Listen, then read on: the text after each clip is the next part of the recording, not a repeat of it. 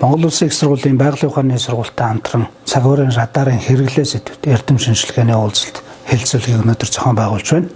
Тэгэхээр зөвхөн цагуур орчны шинжилгээний салбарт биш, өдөө аж ахуй, газар тариалан, мал аж ахуй, дэд бүтэц, тэр дундаа агаарын тээврийн салбарын аюулгүй байдлыг хангах онцгой байдлын салбарт радарын хэрэглээг нутагшуулах зэрэг олон талтай асуудлыг энэ уулзалтаар хөндөж байна.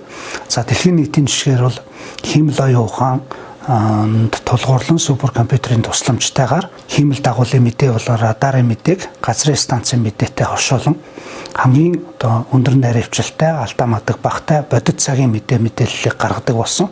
Монгол улс ч гэсэн ус цагур орчин шинжилгээний салбартаа болон нийгмийн эдийн засгийн бусад салбаруудад энэ технологийн дэвшлиг нутагшуулахаар ажиллаж байна. За манай цагур ус судлалын тэнхим 1962 онд байгуулагдсан цагаас хойш цахилгаан сорон зүйн долгионтой холбоотой цахилгаан сорон зүйн долгионыг ашиглан идэвхтэй тандан судалгаа хийдэг аргуудыг цагуурт хэрхэн ашиглах талаар сургалт хичээлүүдийн төлөвлөгөөнд тусгаж ирсэн.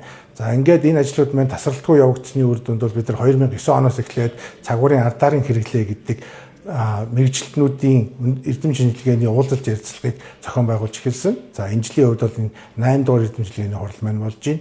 За энэ хуралд маань онцлог нь гэвэл орон нутгаас анх удаа төлөөлөгч нар ирж илтгэж байна.